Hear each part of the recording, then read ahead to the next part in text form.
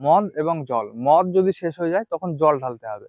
দেখা গেল by chance মদ শেষ হয়ে গেল, জলও শেষ হয়ে গেল, তাহলে কিন্তু যে ব্যক্তি সিদ্ধি লাভ করতে হবে মানে বুকের উপরে বসে, তার কিন্তু মৃত্যু অনিবার্য। এটা একটি খতরনাক একটা প্রসেস।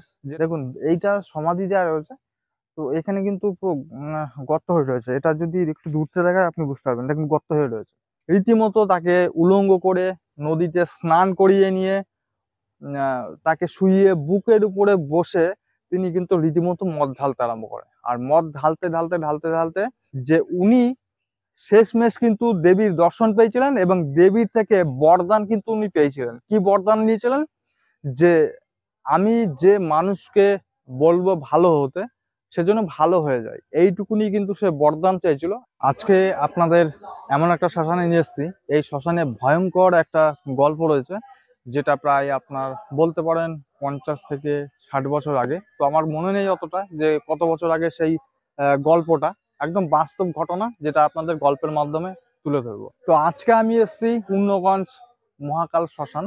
আপাতত এই শ্মশানে কিন্তু কোনো মৃতদেহ দাহ করা হয় না, আপাতত এখানে কিন্তু স্টপ রয়েছে। কিন্তু এই শ্মশানে বললাম যে ভয়ঙ্কর একটা গল্প রয়েছে, সেই গল্পটা আপনাদের সামনে তুলে ধরবো এবং আহ, এখানে সমাধি কিছু রয়েছে, সমাধিগুলো দেখাবো। এবং সমাধিগুলোর আপনারা কম বেশি হয়তো জানেন, আর যদি না জেনে থাকেন আমি বলছি যে আমি যে কবরস্থানের ভিডিওগুলো করতে গেলাম, তো কবরস্থানে গিয়ে দেখি গর্ত গর্ত হয়ে রয়েছে।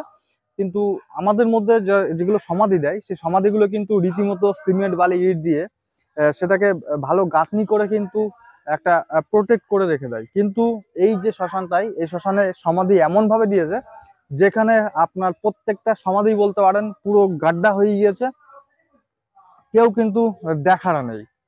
তো সেইগুলো আপনাদের সামনে আজকে তুলে ধরবো। নমস্কার প্রিয় দর্শক বন্ধুরা, আমি মৃগাঙ্ক গোস্বামী আপনাদের আরো একটি নতুন ভিডিও নিয়ে হাজির হলাম শ্মশানের। এতদিন অর্থাৎ প্রায় 10 দিনের কাছাকাছি আপনাদের ভিডিও না দেওয়ার জন্য আমি খুবই দুঃখিত, আপনাদের কাছে ক্ষমা চাইছি। তো এবার থেকে আবার কন্টিনিউ আপনাদেরকে ভিডিও দেবো। তো সত্যি কথা বলতে আমি যে ভিডিও দিতে পারিনি এই যে 8 থেকে 10 দিন, এর কারণ হচ্ছে আমি কোনো জায়গায় গিয়েছিলাম ঘুরতে। যেমন ধরুন বহরমপুর, মায়াপুর, এইগুলো জায়গায় আমি ঘুরতে গিয়েছিলাম। 4-4টে শ্মশানের ভিডিও আমি কিন্তু রীতিমতো শ্যুট করেছিলাম, কিন্তু এডিটিং আপলোড করার সেই টাইমগুলো পেয়েছিলাম না। তো যার জন্য পরে আমি বাড়িতে এসে দেখি একটা ভিডিও নেই গ্যালারিতে, সবগুলো ডিলিট হয়ে গিয়েছে। তো এটা এটা দুঃখের বিষয়। আবার নেক্সট টাইম গিয়ে আপনাদের দেখাবো সেই 4টে ভিডিও। এবং আজকে আপাতত যে বিষয়টা নিয়ে আমি এসেছি সেটা হচ্ছে মহাকাল শ্মশান। তো সেইটা আপনাদের আপাতত দেখাই, চলুন। আপনাদের এই শ্মশানে কি কি আছে, কি কি ব্যবস্থা রয়েছে, একটা শ্মশানে কি কি থাকার দরকার, সেগুলো তো অবশ্যই দেখাবো। তবে শ্মশান মানে কিন্তু আগেই কিন্তু চিতা। তো সেই চিতার এখানেই এসছি, যে চিতার অস্তিত্ব কিন্তু আপাতত নেই। এই জায়গাটায় কিন্তু কোনো মানুষ যদি এক্সপায়ার হতো, তো তখন কিন্তু এই জায়গাটায় এসে দাহ করতো। কিন্তু আজকে কিন্তু দেখুন কোনো তার অস্তিত্ব নেই।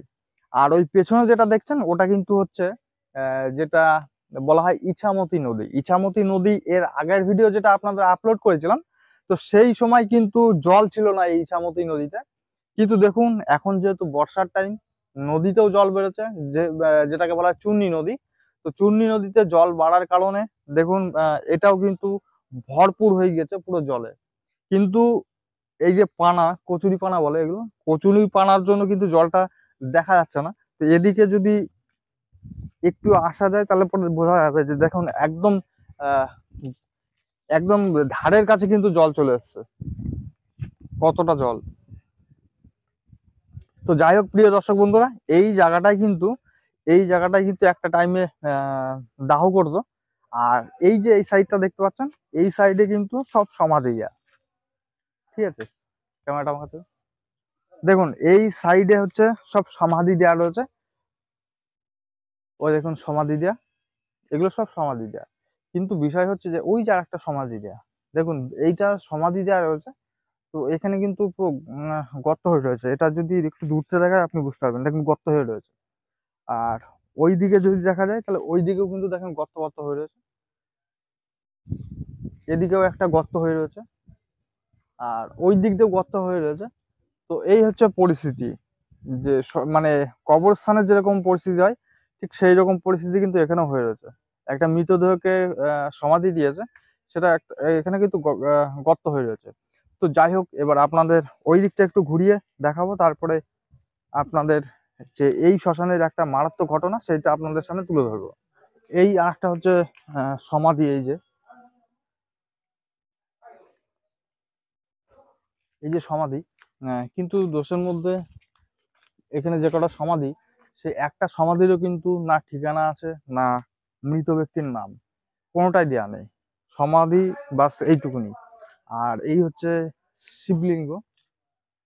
দেখুন, এখানেও কিন্তু আমি দেখতে পাচ্ছি এই শিবলিঙ্গের যে মুখটা সেটা কিন্তু দক্ষিণ দিকে করা হয়েছে। তো আমি জানি না কোন কারণে দক্ষিণ দিকে করা হয়েছে। আমি যতদূর জানি যে শিবলিঙ্গের মুখ সবসময় উত্তর দিকে থাকা উচিত। কোনো এক তান্ত্রিক বা সাধু আমাকে বলেছিল যে কোনো কোনো সময় পূর্ব দিকেও কিন্তু মুখ হয়, করা যায়। তো যাই হোক, না পূর্ব দিকে শিবলিঙ্গের মুখ, না হচ্ছে উত্তর দিকে, এটা কিন্তু দক্ষিণ দিকে মুখ রয়েছে। আর এই দিকে যদি দেখেন, এই দিকেও কিন্তু দেখুন সমাধি দেয়া, এখান দিয়েও সব সমাধি দেয়া, সব গর্ত গর্ত হয়ে রয়েছে।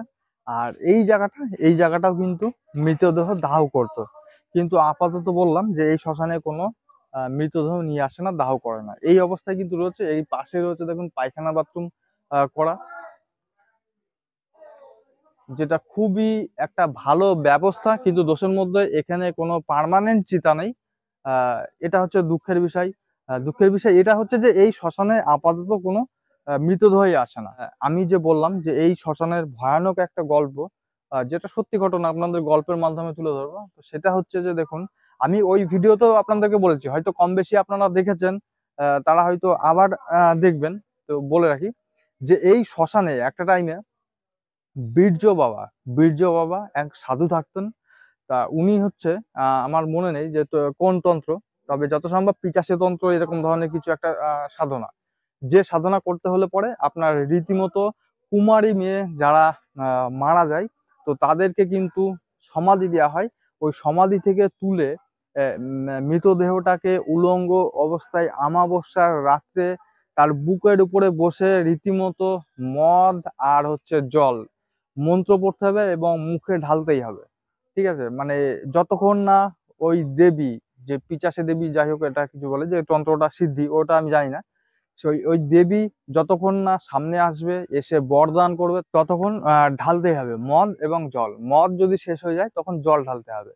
দেখা গেল বাই চান্স মদ শেষ হয়ে গেল, জলও শেষ হয়ে গেল, তাহলে কিন্তু যে ব্যক্তি সিদ্ধি লাভ করতে হবে, মানে বুকের উপরে বসে, তার কিন্তু মৃত্যু অনিবার্য। এটা একটি খতরনাক একটা প্রসেস, যেটা হচ্ছে অন্ধকারের মধ্যে আপনাকে একা একা করতে হবে, আপনাকে উলঙ্গ থাকতে হবে, এবং রীতিমতো যে মৃতদেহটা কুমারী মেয়ের, তাকেও কিন্তু উলঙ্গ করে ভালো করে স্নান করিয়ে নিয়ে অমাবস্যার রাতের দিনকে, গভীর রাতে এই তন্ত্রটা কিন্তু সিদ্ধি করতে হয়। তো এটা হচ্ছে বীর্য বাবা নামে যে তান্ত্রিক ছিল, তার জানা ছিল পুরো প্রসেসটা কি। তো তার একটা বলতে পারেন যে বিহার থেকে এসেছিল তার একটা শিষ্য। তো সেই শিষ্যকে বলে যে এই ব্যাপার। তো তখন বীর্য বাবা কিন্তু ভয়ের জন্য তিনি কিন্তু ওই তন্ত্র সিদ্ধি করেছিল না। তো আপনাদের দেখাচ্ছি কোন জায়গাটায় সেই তন্ত্রটা সিদ্ধি করেছিল ওই বিহারের ওই ছেলেটা। এদিকে আসুন।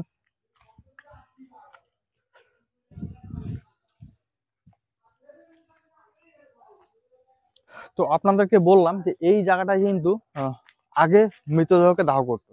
আর এই জায়গাটুকুনির মধ্যে কিন্তু আপনার ওই তন্ত্রটা বিহারের যে তান্ত্রিক, সেই তান্ত্রিক কিন্তু সিদ্ধি লাভ করেছিল।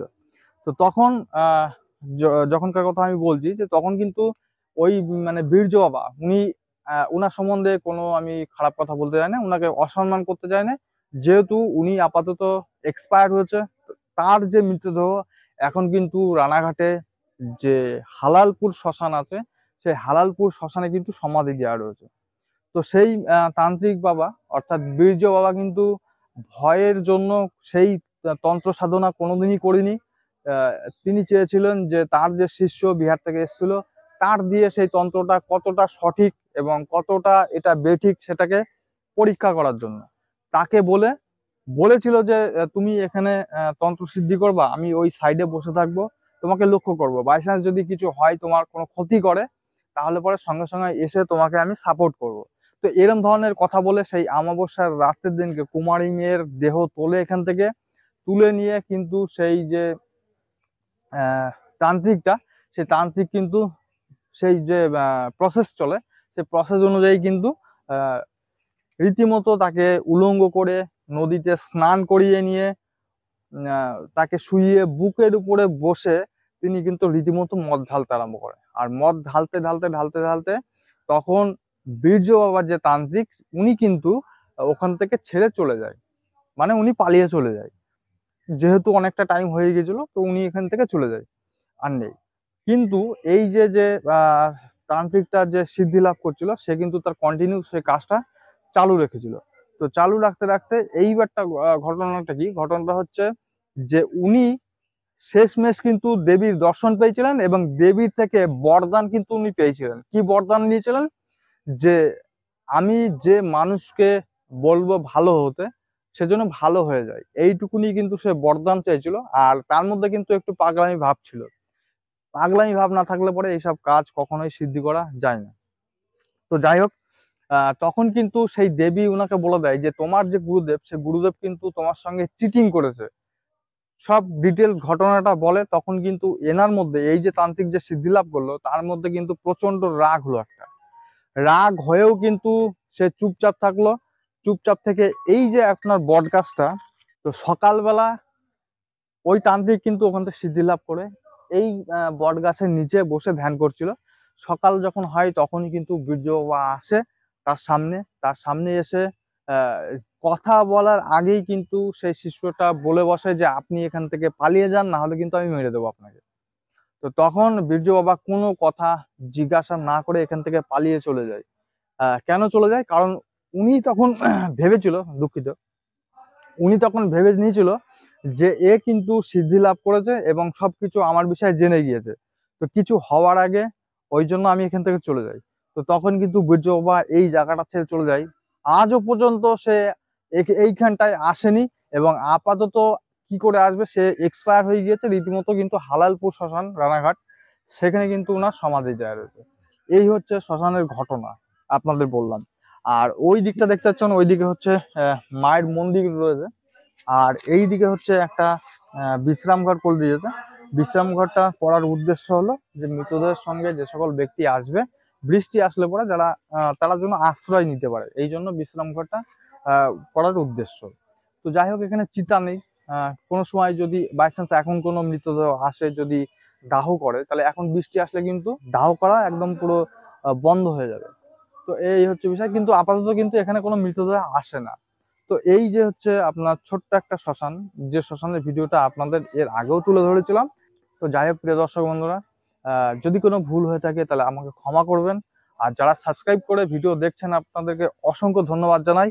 আর যদি আপনাদের মনে হয় যে কোনো হন্টেড বা হরর ভিডিও দেখার ইচ্ছা থাকে, বা শ্মশান সম্বন্ধে কোনো ভিডিও দেখার ইচ্ছা থাকে, তাহলে আমার চ্যানেলটিকে সাবস্ক্রাইব করে রাখবেন। পরবর্তীতে অবশ্যই শ্মশান অথবা হরর গোস্ট এরকম ধরনের ভিডিও আপলোড দেবো। তো আজকের মতো এখানে শেষ করছি, আবার দেখা হবে নেক্সট ভিডিওয়। ততক্ষণ আপনি ভালো থাকুন, সুস্থ থাকুন। ধন্যবাদ।